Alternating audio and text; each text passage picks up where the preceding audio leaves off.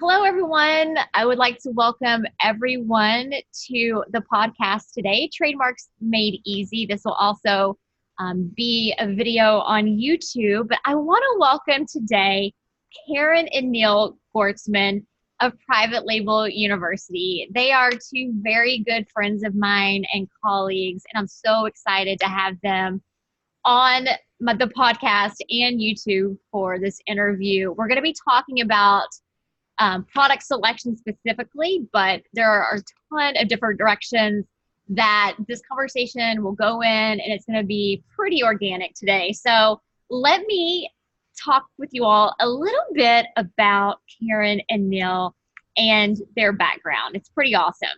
So Karen and Neil Gwartzman are founders of Private Label University, which is the best-selling authors of Private Label Secrets, and creators of the easy-to-follow, step-by-step signature process, the Private Label Blueprint. And I will put a link to their book, Private Label Secrets, in the show notes. So for more than 3 decades, Karen and Neil have been private labeling products for some of the largest retail stores around the world, making them two of the most experienced and successful private label experts you're going to ever find. Neil dove into the private label industry way back in 1983, when he joined his father's wildly successful brick and mortar manufacturing and importing company. After learning the business from the ground up, Neil committed himself to distilling everything he and his father knew into a step-by-step program that could be used to easily and consistently identify, source, and private label products for any company in any industry. Neil taught the system to Karen in 2004 when she was a dental hygienist and looking for ways to make extra money.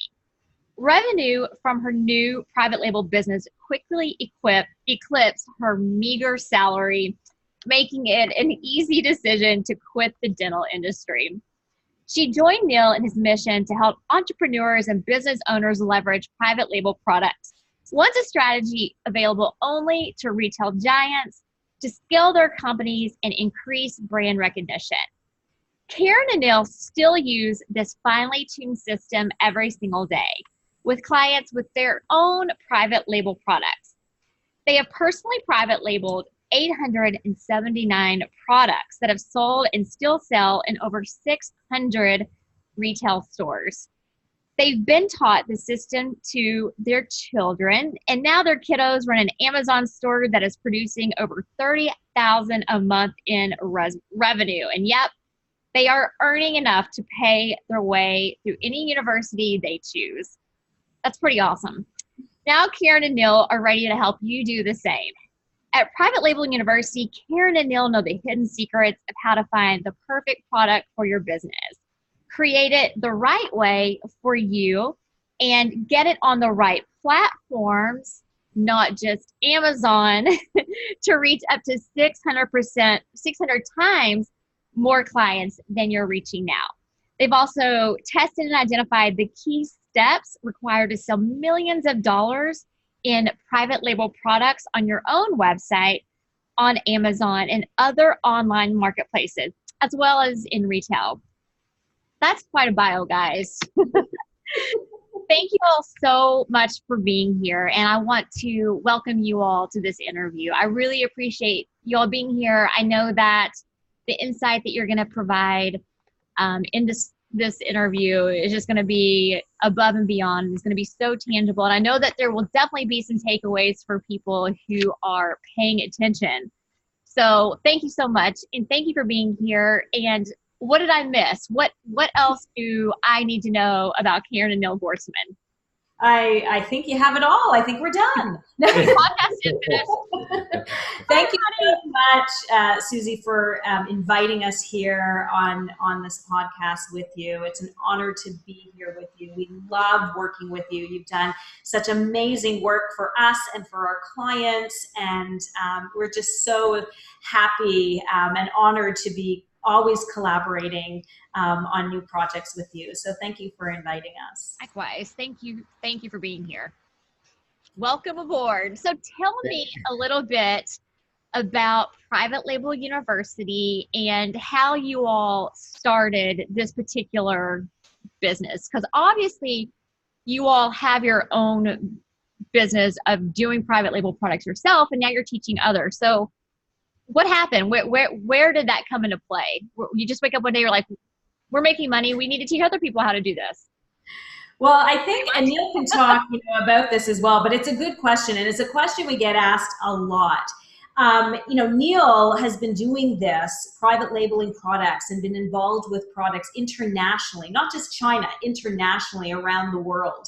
And so many times, he came from the retail industry. So working with Walmart and Michaels and Toys R Us and Hobby Lobby and Blick, all these big companies, and private labeling products for them, and private labeling his own products and then into those chain stores. And it was kind of that hidden secret. Like, you couldn't talk about it. Like, no one wanted, you couldn't say, hey, I'm private labeling products for Walmart, because then Walmart would be mad that Neil was disclosing that they weren't doing it, or that it wasn't just their invention of or creation of a product. So it was kind of the secrecy rule that when we would private label products for companies, we couldn't share this idea with anyone else. First, it would cause competition for these companies, because if we taught everyone how to do this, then everyone would be doing it, just like now. But times have changed. When Neil was, and Neil can talk about this, but when we first said, I'm going to do it now, but when we first started, there was no internet. Internet was kind of new. Selling online was new. But we were doing it before that time, before Amazon, before having your website and bringing people over and doing e-commerce. So it was kind of something we could keep a secret. But then all of a sudden that entrepreneurial bug popped up, and everyone was starting entrepreneurial business and selling online. And we thought, you know what? They're not doing it successfully, or it's taking so long for them to do it. Our strategy works flawlessly. That's why we've been doing it for 35 years. It pays off every single time in every single industry. Let's share this. We get asked all the time, can you teach us? Can you show us? And Neil would say, really? We're going to show people how to do this? I can't show that. Walmart would be mad, or these companies would be mad. So how it started was, I said to Neil, I get asked all the time if you will help people, if you will share people. And in 2004, as you mentioned, I private labeled my very first product. I knew nothing about products. I knew nothing about private labeling. And I private labeled my very first brand. And like I said, I didn't look back from there. It brought in money, and it was fun. And I was doing something on my own, and I had my own brand, and I was creating a legacy with this business. And it was so rewarding. So many people saw what I did and what Neil had taught me. They wanted the same. So I said to Neil, let's do it. Let's start teaching people. I know, Walmart might be mad, or these other companies might be mad, but this is what people are asking for. You have the knowledge, the skills, the background. I do too. I went through it. And if I can go through it, gosh, you can teach anyone then, right? So we created the Private Label University to do just that. Teach people the skills, the process. We took 35 years of experience and 35 years of mistakes and positive results, and we put it all together and created the Private Label Blueprint. It's literally step by step by step how to find the perfect product. And that's really the biggest challenge I think most people have, is finding that perfect product. But find the perfect product and then put that in place and the steps in place so that they can see results and create a business. And again, it all starts with that perfect product. And that is the most challenging thing, because what a perfect product to me that sells really well, that does really well, put in your hands may not do the same thing. So there's certain things you really need to understand about products. Neil knows products. Do you want to? I know products. And what, as Karen mentioned, the whole secrecy issue, I've done trade shows around the world showing my products, and then just showing general products. And when I meet with chain stores, whether it be Walmart and Michaels and Hobby Lobby, they'd come to my booth and they'd see my products, and I'd say to them, well, why don't we do it with your name on it? And they'd say, well, what do you mean? Well, I'll private label it for you. And they would say, well, don't tell anybody. Don't tell anybody you're making it for us. So of course, there's always confidentiality between doing business between companies, but then you'd have an individual retailer, maybe someone with one brick and mortar who'd come by the booth and saying, wow, I really like that product. I like your brand. And I'd say to the individual retailer, well, what about having your brand on it? So again, explaining that everyone can private label, and that's how Karen said, how more and more entrepreneurs, people that were walking the show would say, wow, I really like that product. And I would introduce the idea of private labeling that product for them with their brand on it. I think a lot of people just didn't know that they can do it. It's like, a songwriter. You hear an amazing song on the radio. Most of the time, it's not written by the artist, right? But you don't know that. Britney Spears, right. So you think, oh my God, they're great and I love their songs, but it's actually written by someone else. So it's kind of that same thing, because they didn't want, anyone to know that they were writing the songs. But now everything is very open. Everyone's, learning all these different strategies. And I mean, private labeling is not a new strategy. It is a strategy that has been around since the beginning of time, literally since the beginning of trade. Is private labeling has been around. And we just took the strategy based on our knowledge and experience and network. And we have a huge network, 35 years worth of vetting out amazing people that we've then just created a process that works every single time. Mm-hmm. So tell me one of your biggest success stories for one of your clients. Like, you don't have to mention names or their actual products, but I'd love to know sort of the success, the people that came to you that maybe they had to take out a loan, or maybe they weren't super confident in this, but then they went through your program and came out the other side with this. I love success stories. So okay, we're going to have to repeat that because something's about to fall on my head. Bloopers! Oh my God, I was like, oh! No, that's awesome. I love it. I love a good blooper take. So It's not supposed to fall on my head. Let's redo that question. I'll redo that question. So my question. Okay, hold on. All right. I'm laughing so hard. So my question is, what is, for the people that you've worked with, some of your clients, what is one of the greatest success stories from people that you all have helped kind of like walk through this private label blueprint? I'm gonna let you don't have to like say you have some amazing stories of. I'm just, again, I just want to share that this is not a formal interview in the sense that I got questions before from you. I mean, we're on the fly here, right? Oh yeah. So let's want to talk about tour.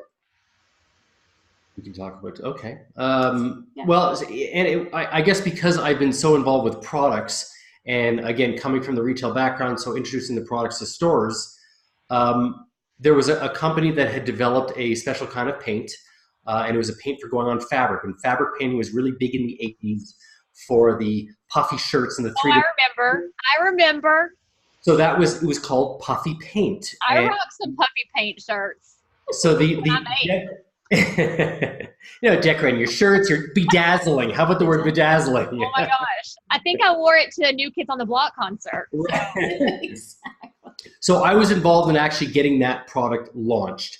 And the gentleman who had invented that product had worked for a number of different companies trying to come up with different chemicals, and had this idea of this product to put on fabrics. And he thought, the textile industry, the rappers, the groups, the music groups, people decorating, it's when people were more involved in cottage industries and making products in their home.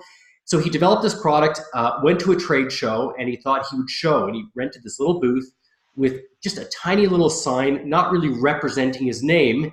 And because I was always looking at other trade shows for products and people developing products, I saw this product, and because I was involved in the art industry very heavily, I saw this product, and right away a light bulb went off, and I thought, wow, this could go into many different categories. And I met with the gentleman. He's like, well, I don't know what I'm going to do with the product. And I want to just jump in. This was a company at the time, a one-man show out of his garage. Out of his garage. And the product wasn't even really private labeled yet. It was just a product that he developed. Yeah, that he didn't even really know what to do with it. Right. And it was Neil who actually, when he launched, he introduced the idea of private labeling, actually put your brand on a product. Right. And then build from there. Exactly, right? Right.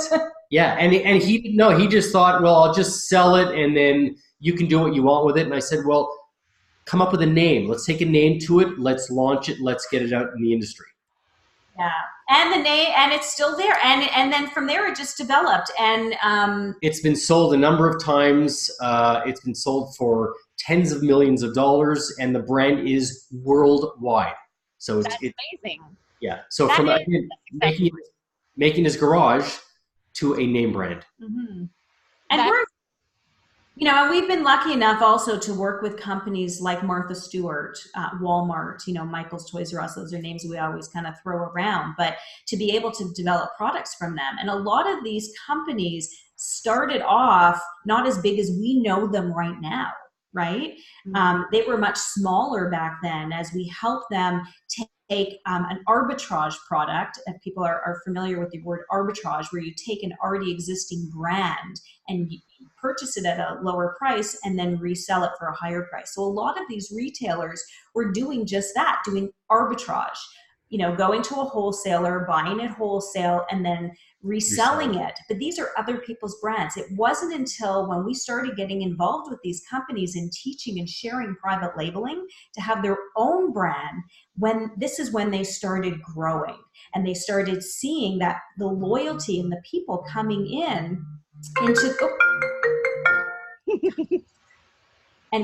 into their business was people who had that loyalty because of the brand.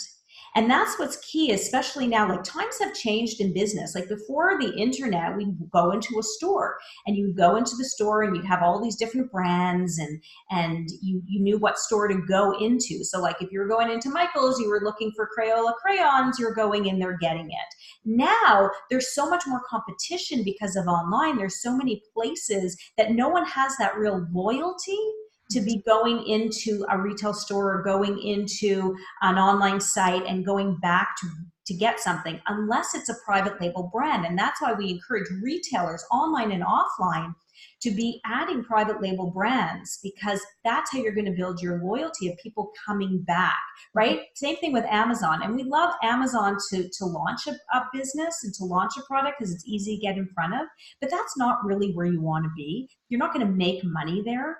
I know you hear all these things. You'll make millions with 10-cent investment. You'll make millions on Amazon. It's really not there. It's just a way to another place to get your brand recognized, but it's what you're going to do with that after. And that's kind of what we focus on. And building a brand, as you know, especially a private label brand that you have control over, then now people are coming back to you as opposed to doing something like arbitrage. So one of the biggest success for us is to introduce this strategy to the retailers. And that's why a lot of these retailers you see have their own brands. Like Costco has Kirkland, right? Like these new brands or these private label brands. And because of that, the companies are growing, and they have grown to what they are now. You look at, when we're working with them 30, 35 years ago, a little different, right? Mm-hmm. But it's because of private label brands that they have created such an impact. Mm-hmm. And people know, and this is what I harp on all the time, they've learned to recognize that brand name attached to those products like Kirkland, and they keep going back to Costco to get those products. So I feel like that really goes hand in hand. It's a huge reason I wanted to talk with you all today about this. People want, when they have their own businesses, their own brands, people learn to recognize that brand and they keep coming back for it. Now, I would be curious to see what the Amazon data is with respect to whether people are actually searching for brands on their platform or just the generic product. That could be interesting information to have. But I think it really drives home the point that Amazon's not a place that should not be your home base to sell your products. Like that's just one of the many platforms that you should have in addition to your own e-commerce site, which is super important, obviously. And we always harp on not having an Amazon centric platform or, business because it's so dangerous. There are so many places to sell your products. Amazon is just one. Now, Amazon is big because everyone hears about Amazon, everyone's shopping on Amazon. I think I get daily deliveries from Amazon, but that's, it's an ice cream truck. It's actually an expensive place to shop, but there are so many other places that you can sell your products and sell them at higher volumes and have more of a profit margin than at Amazon. But it's an easy go-to and it's an easy place to kind of get up and start it. So one of the things I do want to mention is that there's many people out there, many courses out there that teach you how to start an Amazon business. And what you're learning is how to navigate Amazon. Amazon does a wonderful job when you do start selling on Amazon, educating for free through their university, Amazon University, yep. Their Central University. And they do a great job. But a lot of these programs out there are teaching how to start a business on Amazon. And you're learning Amazon, but you're not learning the essential skills of business and products. And I don't care what you do on Amazon, you're not going to be successful if you don't have that. If you don't have the right product picked for you, if you're not private labeling properly, if you don't understand pricing and retail, and I'm talking retail because one of the biggest mistakes that people make is pricing their product on Amazon and then trying to scale their business. They're screwed because they didn't do it right the first time. So all these things are so important. The foundation, selling on Amazon's the easy part, but that's, I think, what's getting a lot of people so confused is people think Amazon, I want to be on Amazon, an Amazon business. That's not a legacy business. That's not a business it's a short-lived, get a product, get it up there, and cross your fingers, and then you're done. And then you're back to where you started. So, you have to really understand that. So Amazon is a great place to get started. But it's really a difficult place to be making millions. There are so many easier ways and easier places to be making money. Yeah, I've heard that those profit margins on Amazon have really been cut, like with all the different, fees for this, fees for that, oh, you want enhanced, brand content, whatever.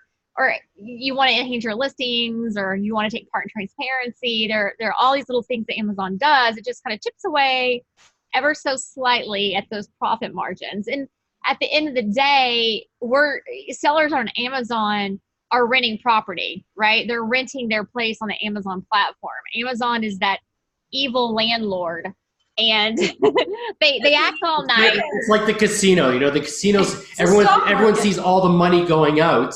They're paying out, but they don't realize there's 10 times as much coming in. Yeah. Oh, yeah. We call it the Amazon stock market. Right.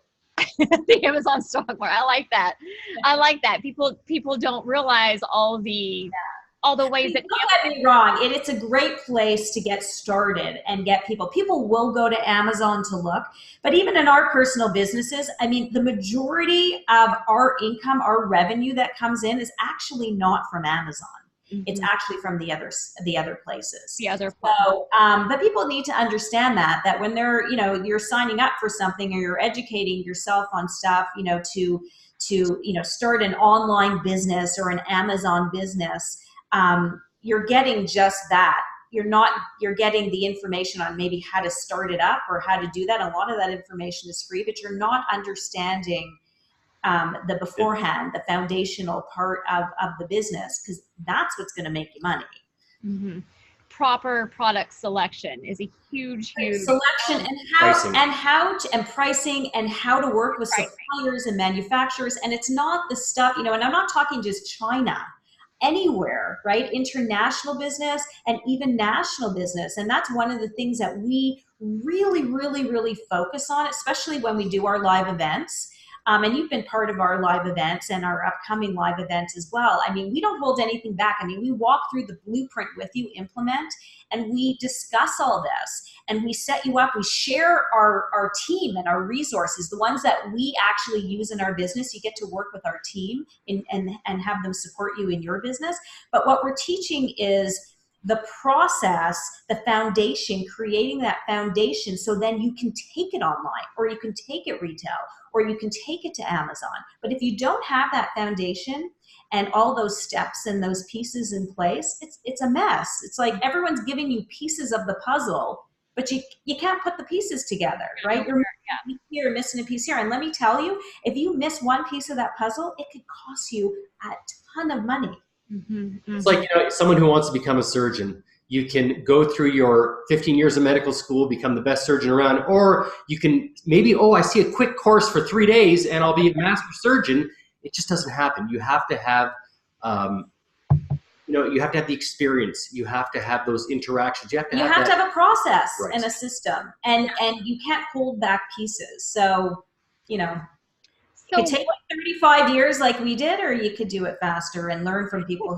And just learn from people who have done it a couple of times. Right. At least a couple. And that's the scary thing. Like, you see these people, like, do you want to be the guinea pig and learn from someone who's just learning the process themselves, and they're learning through you and you making all the mistakes, the costly mistakes? Or they've done it a couple times successfully, and it's like, woo, I'm suddenly an expert, right? It's like, I might have just gotten lucky. Yeah, I mean, 35 years, we've seen some doozers of mistakes, right? So let's talk about that. I have that in my notes.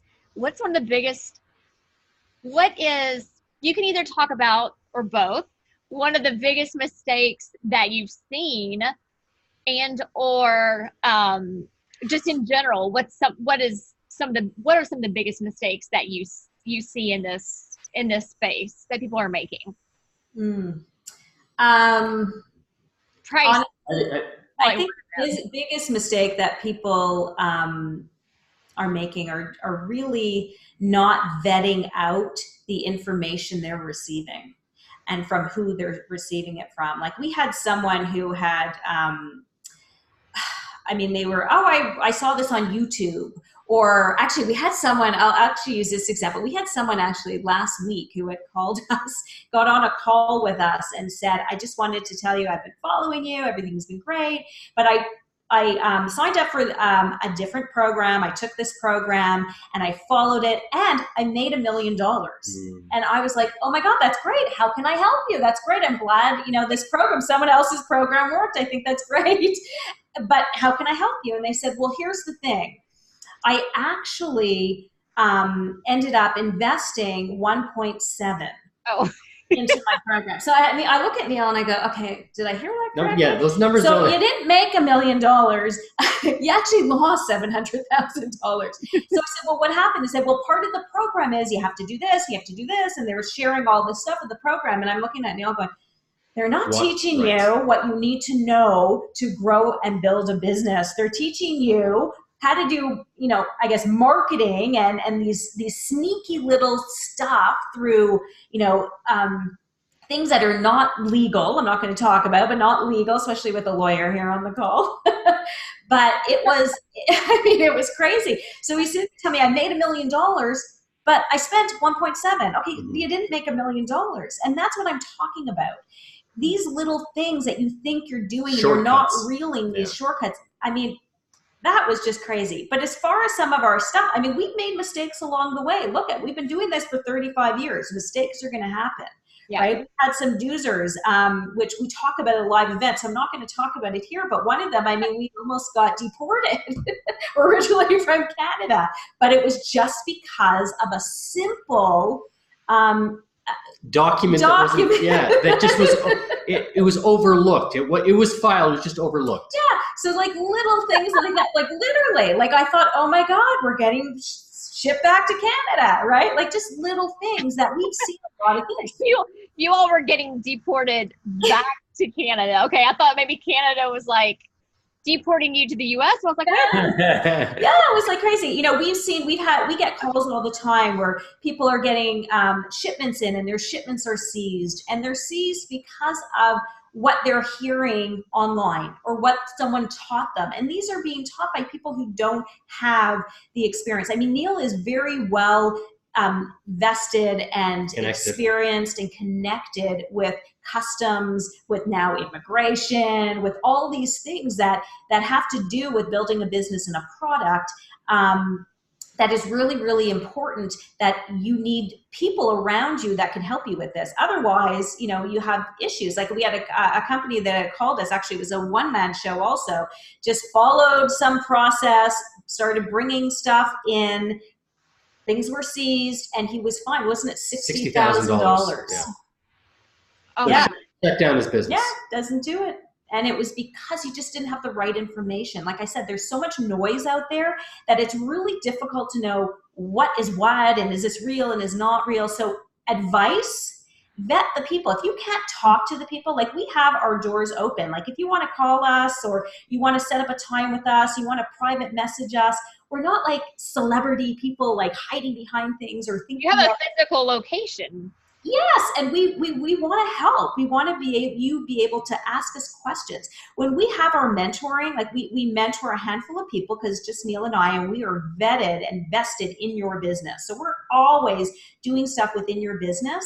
I mean, it's open door. It's not like we want to make sure that you have access to us personally. I know where you live. Does that include your house? You'll know your house. I'm coming. But the point is, it's really important that that you're able to meet and speak directly and work directly with these people. Otherwise, like you don't know. And we're the ones involved in it. Yes, we have a team, and everyone has their place in their team, but it's us that is working, because a lot people don't have the information that we have. And I think, yeah. Go ahead. No, and you need access to that. I was just going to say, I think along the same lines, the fact that you all have the connections and a lot of experience in just direct sourcing from China and those connections on the ground. You all like have boots on the ground in China. Yeah, we have a company in China, but it's not just China, right? Everyone, it's the politics and everything. Everything is China and Alibaba, and I'm going to order. You don't have to just purchase from China. Actually, a lot of our products are actually not from China. They're from different places in the world. How many countries have you been manufacturing 25 products? different countries. 25 different countries manufacturing for companies, for ourselves. So there are so many other opportunities. But again, everyone jumps on the bandwagon and it's China and then now they're an expert. I mean, we do an event in China around the Canton Fair, right? So we teach you before the event international business. And let me tell you, it's different. There are a lot of little nuances, right? So we teach that, and then we share with you our personal international team. They fly in from all over the world, over the country, and then we pair everyone up, and then we all together get really personalized training on teaching you how to be successful at the fair. Now, all of a sudden, everyone wants to do the same thing, but we're talking, like Neil's been going to the fair, has even exhibited at the Canton Fair since the 80s. Looks good, doesn't he, right? Since the 80s, right? No one can say that. No one can do that. And that's one of the things I think that makes us different, is that we have so much experience and resources and network that makes us different than anyone out there. And one of the things is we don't hide our brands. We don't tell you, oh, I can't tell you, what our brand is, because you might steal it. You know why, Suzi? Because you protected it for us. I've filed a few trademarks for you guys. So that's what I'm saying. Like all those other people, it's just not real. We're very open about that, and we just have the experience that a lot of people don't have. So you can go to China and you can learn about Amazon, right? You can go to a live event and you can listen to speakers sell you stuff, or you can get it done. I mean, that's the thing. We want to see you successful. So we're going to give you everything so that you can be successful independently. Mm-hmm. Are you seeing more people move away from sourcing in China? And kind of along the same lines, this might sound like a really stupid question, but is there much sourcing in the US? Like, what's the manufacturing status right now for the US? And part of the reason I'm asking this question, I think, is because I'm just curious, if this, and I know that we want to talk about this a little bit, the China-US trade war. I wonder if there's actually really any financial implications people are seeing. So they're thinking, well, maybe I will do some more local sourcing. I'm kind of curious as to what you're seeing along those lines. So I think the people not sourcing or afraid of sourcing in China are not going to be very successful in business, because they're listening to media and all that stuff. And we'll talk about like trade war and all that in a bit. But I feel bad for those companies, because you're going to have a really tough time if you think that, you want to stop doing trade with China, because as we'll talk about in a second, a lot of that is just rubbish, really. But here in the U.S., of course, there's still places that you can manufacture stuff in, and you can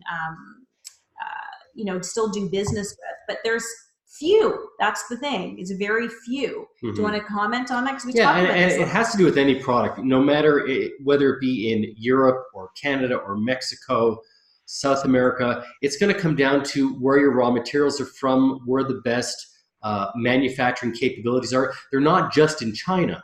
And people forget, just because they see, on the media and YouTube, that China, get things made in China.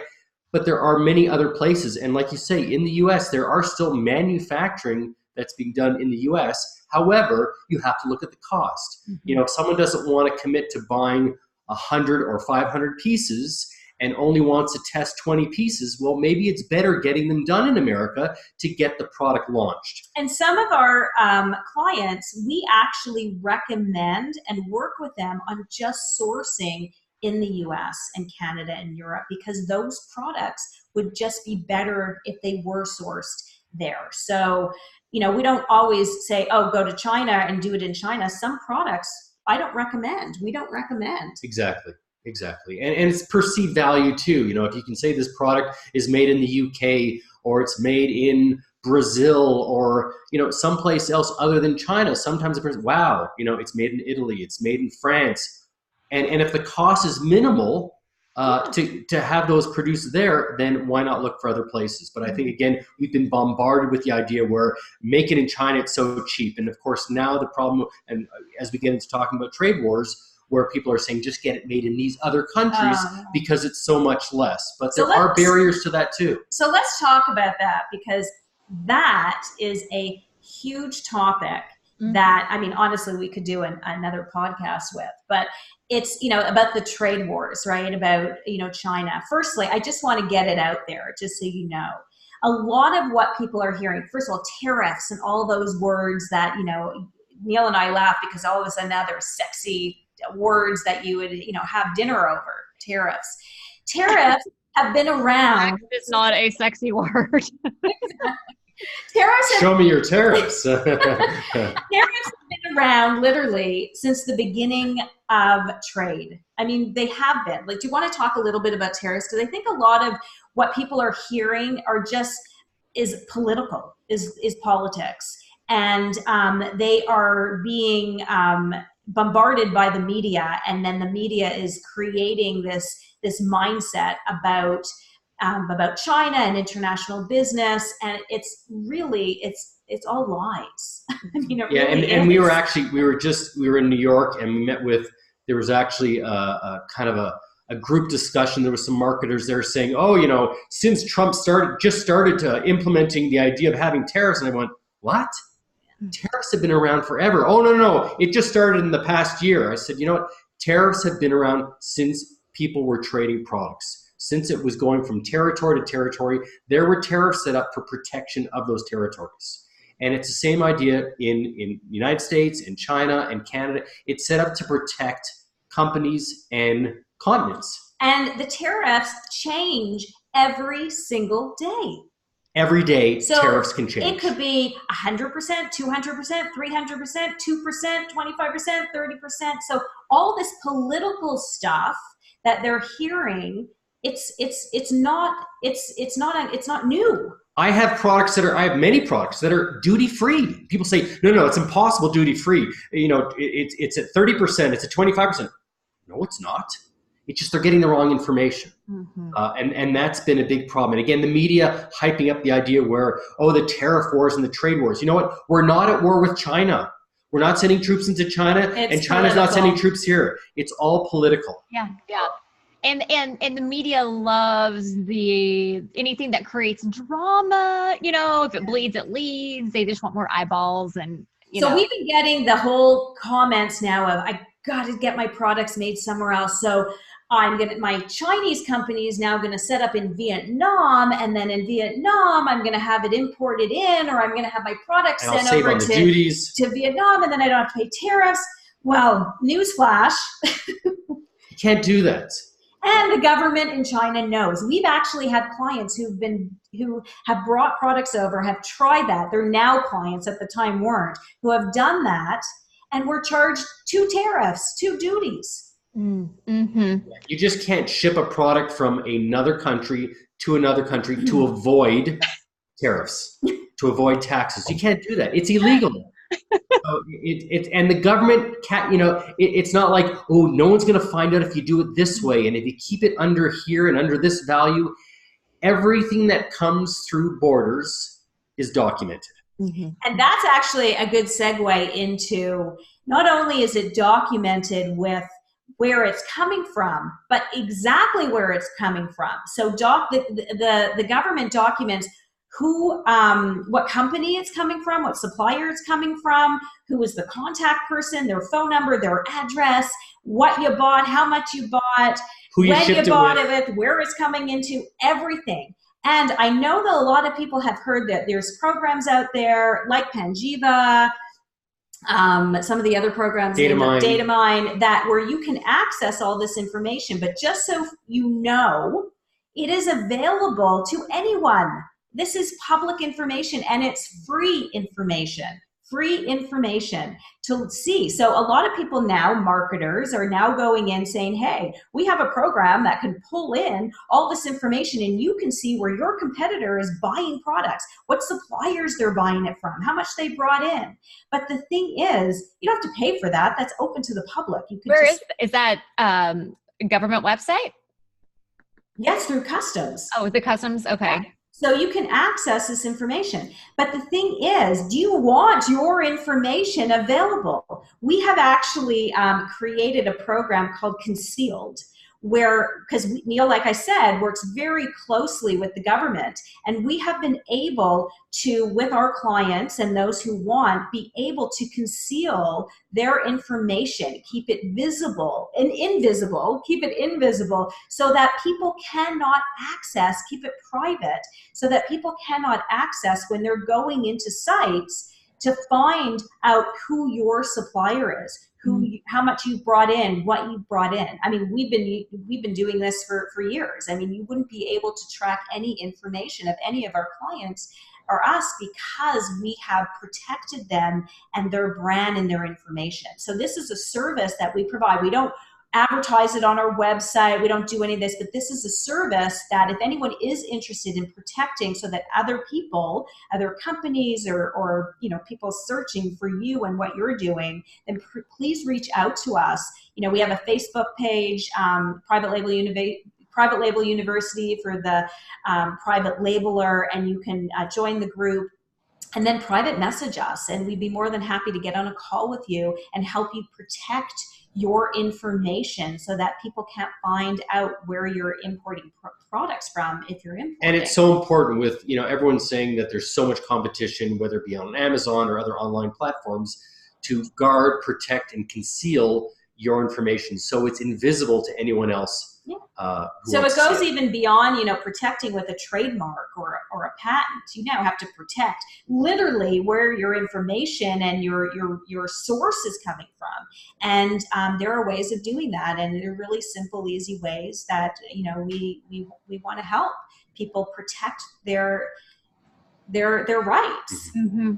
Yeah, I love that. And it seems like it would really give, certain people a competitive advantage to kind of keep that information a little more closely held. Yeah. So anyone interested, message us and ask us about the program Concealed. Awesome. Awesome. Sadie has popped her head up here. She's like, I'm interested. Yeah. I'm interested. I'm no longer concealed. I want everyone to see me. Well, that sounds like a really cool program. So thank you so much for bringing that up. So let's talk a little bit about let's talk about your China program. I've always been really fascinated about what you guys do there and about sourcing and product selection. It'd be really great to know just some practical tips for that. And if anyone is interested in working with you all, particularly on sourcing in China and going perhaps to the Canton Fair, I think it'd be really helpful for people to kind of know a little bit more about that. Would y'all speak about that for a few minutes? Firstly, it is, we go every year, have been going since the 80s. I want to try to go with you guys. I think it'd be a lot of fun. You have to. It will be so amazing. We'll have such a good time. So much stuff. But it's a great opportunity for someone either just starting and looking for products, or people who already have a business that are looking to add products to their business, or already have a business with a private label brand and you're looking for, additional suppliers, or you're looking to add to the brand. It's a great place to go. And China, like I said earlier, people should not be discouraged. And I know we get the question asked a lot, should we go to China? Should we go to China? Absolutely. Why wouldn't you? That's really where a lot of the products are made. It's a trade show that is, how big is that trade show? How many football fields was that? Crazy. Over 7 football fields. It's more than huge. that. I think it was 60 or something they said. It's the biggest in the world. And it's a month long, right? Or isn't it? So it works in 3 different phases. And that's one of the biggest things. If you don't understand the phases and how it works, you're going to end up at the wrong phase. And we have seen so many people try to say, hey, come with us to China. We'll be teaching you how to, work the fair or whatever it is at the Canton Fair. And then they send the people to the wrong phase. Really? So they don't specify that. Plus, they don't actually go into the fair with you. We actually partner you up with a team member. So you are working the fair with our process. And that's why we have 100% success with our students at the fair. But it's broken down into 3 phases.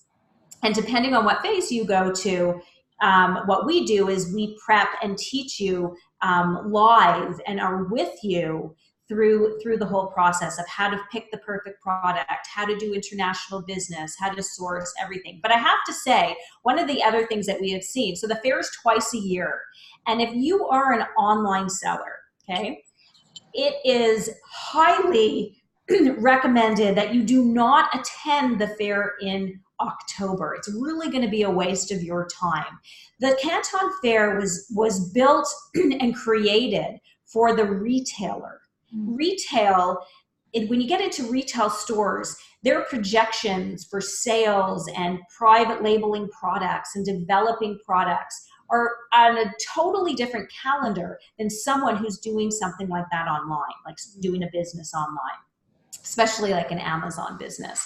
So I see a lot of people saying, hey, come to the October Fair. We're going to teach you this, this, and this, and this. It's like, okay, really? Good luck with that. Because what happens is in October, it's the end of October, you get back, it's November, you just miss the best season. You don't have a product because you can't private label in a week. It takes a little bit of time.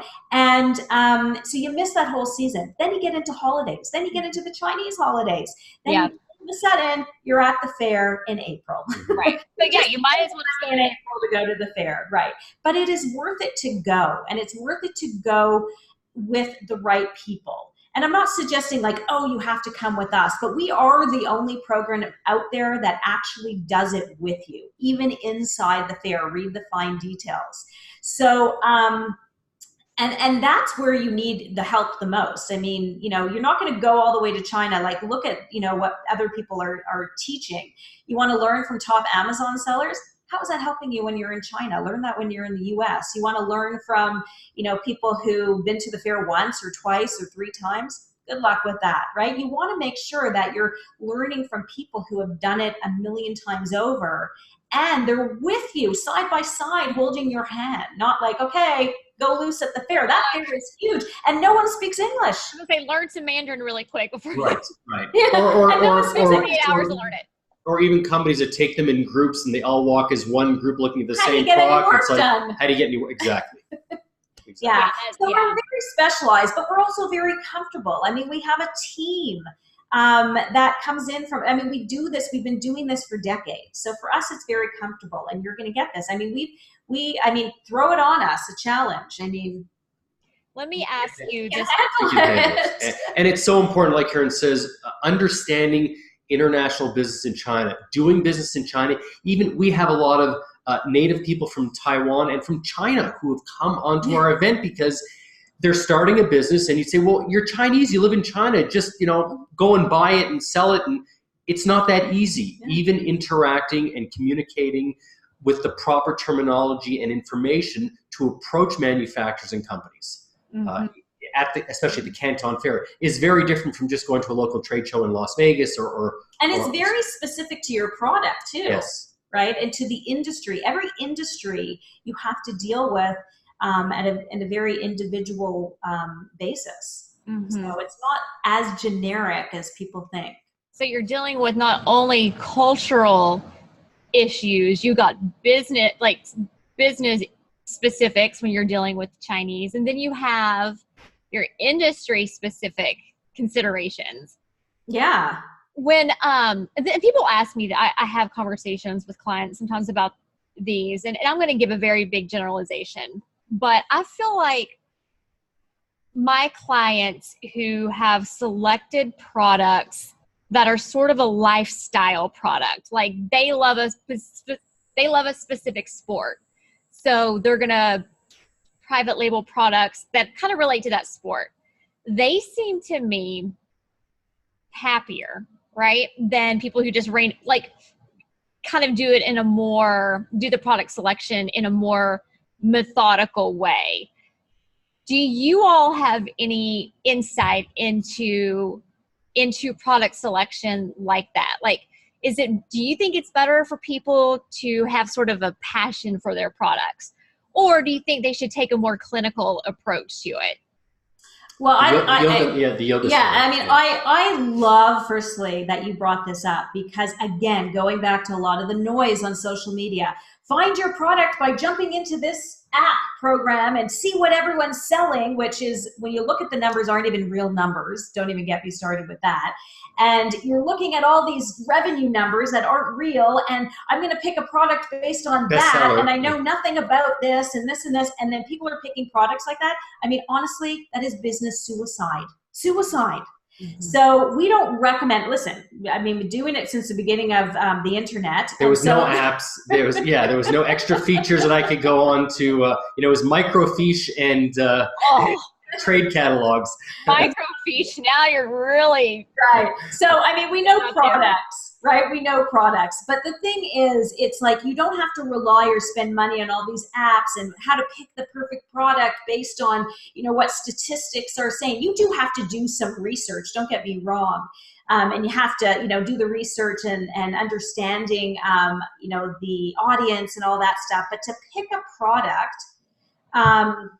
based on an app telling you that this is a bestseller on Amazon or it's a bestseller here, is garbage. And honestly, it's suicide for your business if that's how you're developing a business. It's much deeper and much more passionate, I guess you'd say, in a sense. So yes, just like you had shared with one of your clients, how they had gone to picking their product or business, absolutely. Not only are they going to be happier, they understand, they have knowledge that they can then bring in. It's not just about products when you're building your business, right? When we're working in our one-on-one clients, yes, it starts with the product, it starts with private labeling, but we're building a brand. And a lot of that comes in with marketing, understanding your audience, bringing in different types of products and resources to help build the product and brand line. And you know, going, you know, you have to have that passion and that understanding and that relationship, kind of like, you know, a marriage in a sense. You're kind of married to it in a sense, so you really understand it.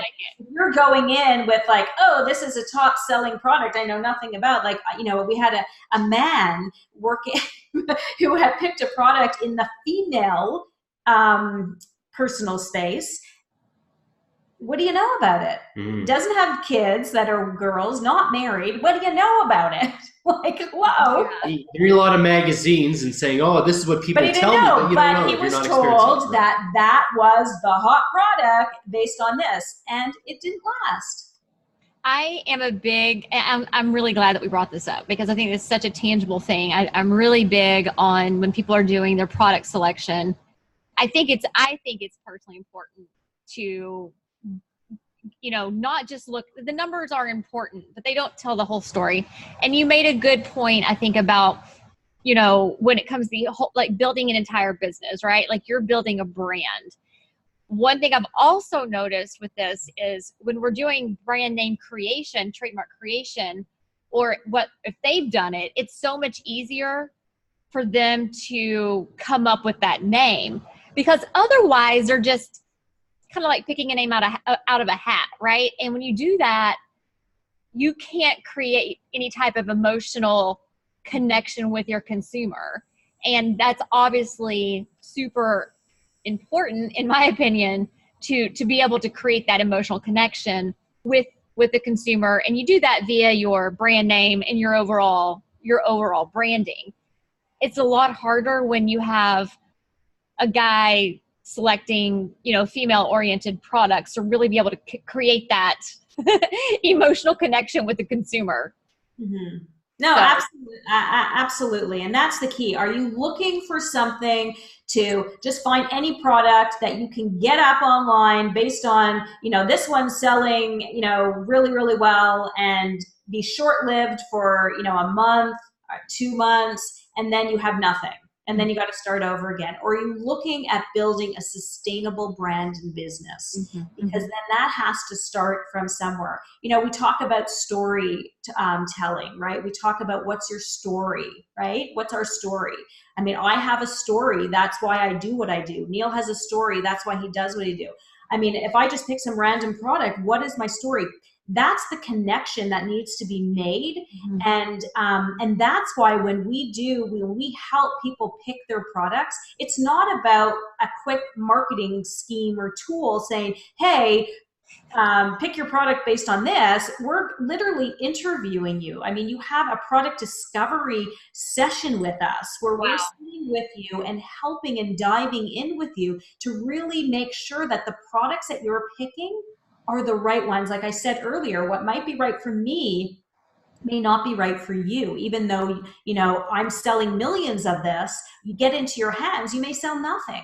Right? It's that's the biggest challenge, is that product selection. And if you don't know products and someone's teaching you that and they don't know products, and that's why it's so important, as Karen mentioned, the product discovery. And as you had mentioned, really having a passion for that product, because, you know, if someone says, well, I really have no interest, no hobbies, no passion, nothing, but I signed up for this program and it said, just choose these because they're best-selling ranks and it's popular on sale.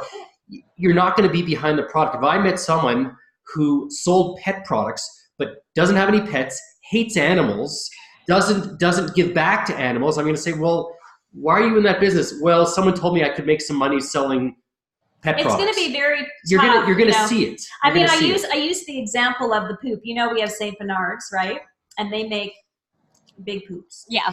And so we go for one of our things that we do every single day together is we every morning after working out, we come together and we take the dogs on a walk for a mile. And the second workout, and we take all 3 of them and we go, and you know, we pick up after our dogs. And every time we're walking home, I'm holding this literally like 2 bags, because they're 2 baggers, and baggers.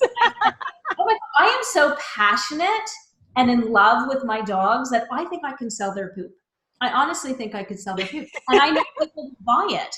You know what I mean? We need to figure out a brand name. Someone is so passionate and understands and really has and knows their products and their brand, and there's a story and a history and a feel for it, you can really sell anything. And I think the consumer feels that. I Yes. think they feel that through what you've done with your own branding, the copy on your website, the story that you tell. It, you know, people can feel that. People know. Absolutely. And that's why when we teach, we don't teach you how to start an online business. We teach you the foundational stuff that needs to be built before you're going to take it anywhere, and then help you get it there. But the foundational stuff, which involves not just product and private labeling, but copying, making sure you're trademarking. Copy. And using, protecting your brand and using all our resources to fill in the gaps to build a successful business. Because you don't want to limit it, as we always talk about, just to Amazon. Whether you take it to retailers, big or small, or trade shows, or other places where you can sell that product, whether it be wholesaling and distributing that product, you have to be behind that product and understand the product. And again, building a long-term business. Mm-hmm. So, and that also, like I said, product discovery is key. And that's one of the things that we want to share with your group. We have an upcoming event, a live event coming in September that I'm hoping that you are going to be sharing with our group there, which is awesome. In September 26th to 29th, it's live. It's a very small setting. And the reason we do it small is because we want to make sure that you get Neil and I and that one-on-one attention. And one of the things that we pride ourselves on with our training, same thing with China, is that we prep you and get you prepared months in advance. Now with this live event is in September, we don't have months in advance, but we do have time before where we would like to share with your group this special offer of that if you do join us at a live event, we want to work with you before you actually attend the event. And we want to work with you one-on-one so that we can help you find your perfect product, do a discovery, product discovery session with you and get you on the right track to finding the right products that are right for you. And you're going to leave the session, not just with a product, but with product ideas, many of them, so that when we come together in this live event, what we do is there's no selling, and there's no speakers in the sense, it's just implementing. Working with you guys. Yeah, we just give you the blueprint. You're going to leave with your blueprint, and together we're going to personalize it for your business. And then start implementing the process with you. And the best part is not only do we share our amazing team with you. Not only are we going to share you, and you're going to be able to educate and share your knowledge, but we also share our logistics team. So we're going to give you your team, because a lot of people don't have a team. I mean, it took us 35 years. We've been vetting out our team. And so we're going to share that. So being at the live event, like I said, when we do our training, it's not like, here's the piece, you got to buy something else. Here's the piece. It's everything. It's work. And we're going to get every tool and strategy and template and resource that you need in order to get your business going where you want it to go. And it starts with the product. So why wouldn't we help you find that perfect product? So will I make $10 million that weekend or the following weekend? Of course, and you only have to invest. So let's be real here, right? Any business you gotta be come and be ready to work, right? Like you gotta be bringing the laptop. You're there to work for 3 days with you guys in Denver. Yeah, I mean, you can go over to our website, learn more about the program, and we have a video there. You can see there's testimonials. You can talk to people. But the nice thing is, you're just going to get everything. And and we have seen people try to do this. Other people try to do this, and it's just different. I mean, we're not, we've been to many, many events as well. It's not a selling event. It's not a speaker event. It's a workshop. It's work is the key word in there. So we're going to be working with you, but you are going to be so prepared before you even come that we're going to just kind of jump right in and start working. Be ready to go. Yeah. And so what I will do is I will make sure that information is provided in the show notes and a way to get a hold of you guys or to sign up for this and to be able Yeah. So right now we have a special going on. There's an early bird special. The price will be going up. And because it's a small group, I think there's only 8 seats available. So right it's a little bit of a rush, I guess, available. But the nice thing is they'll get a lot of that one-on-one attention as well. They're going to get a time with us before the event, during the event, and after the event. And some of these specials that we have going on with our private time before and after the event are only for a limited time. But I promise to your group, as long as they tell me where they're coming from, that will always be open to them with this event. Yeah. So if you reach out to Karen and Neil, make sure you tell them that you listen to this on YouTube or via podcast. So you can and they can come into our private label university for private labelers Facebook group. Okay. And just join and then, introduce themselves or send us a message there just to let us know. But yeah. So they can, so on Facebook, would they just search Private Label University and then they could do Private Label University or Private Label University for private labelers. And then it's a group. So we vet everyone in the group. So we don't get, riffraff. You're going to get real people in there. Real people, hopefully no spam. We get a lot of that these days. We share a lot of stuff in there that we don't share anywhere else. So you'll get, access to that stuff too. Awesome. Great. So is that the best way that people can find you guys? Through your website? Yeah, our website, Private Label University, or through Facebook. A lot of people use Facebook. We're also, on Twitter and Pinterest. But Facebook, we have an actual group where you can join and listen and learn and comment and ask questions. And that's one of the things we love. Ask questions, because what we love to do is we will actually send you a personal video that will answer your specific question. And if it's something that can be answered right then and there, we are the ones that are interacting and the ones that will answer the questions. So you're going to be speaking directly to us. I don't have other people monitoring it. It's us. You get us. I might send you guys a question today. All right. Question. Guys, I want to thank you all so much for your time today to talk about private label and product selection. And I always say that brand name creation and product selection really go hand in hand, in my opinion, and should sort of be done at the same time. Now, I have seen situations where people have come up with like a really witty, like they've created some really fun, witty trademark and then later on found their products, but that's rare. That's really rare. Generally, when people come to me, they've pretty much picked their products, and in the best case scenario, they're products of passion, right? It's somehow related to something they love. They love animals or they love a particular sport.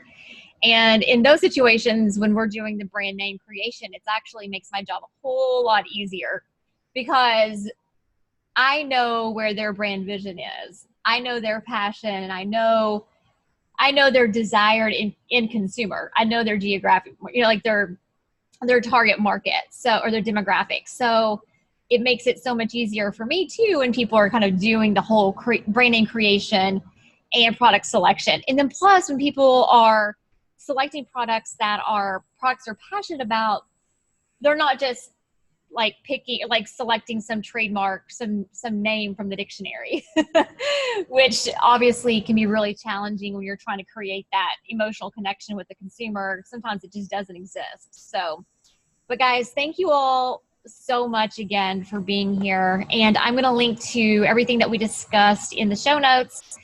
Whether or not you're listening to this on the podcast or reviewing it on YouTube, you'll be able to access that and take advantage of Karen and Neil's generosity with respect to all the guidance that they're wanting to offer you all prior to their program in September. And I'm just now thinking, September seems so far off, but tomorrow's August 1st.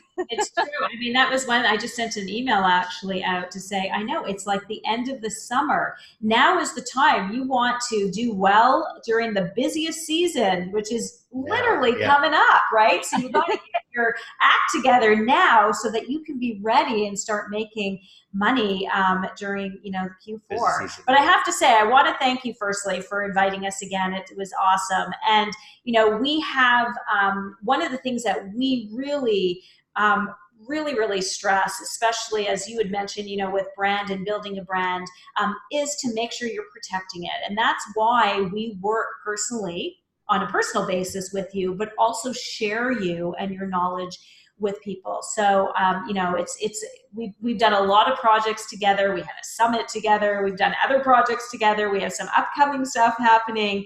And thank you. And we are just so fortunate and blessed to have you, you know, part of Private Label University and supporting our clients as well and us. So we like to surround ourselves with brilliant people, hence working with you is always so thank you, and it's a pleasure. I don't know about that, but thank you guys. That's so sweet. It's so kind. Thank you guys so much. Thanks again, Suzi. I will see Karen in a few weeks, so that's really cool. In person, I'm excited. So, guys, thank you all again so much, and you all have a great day. Thank you. Thank you, everyone who's tuning in. Thank you. Bye, guys.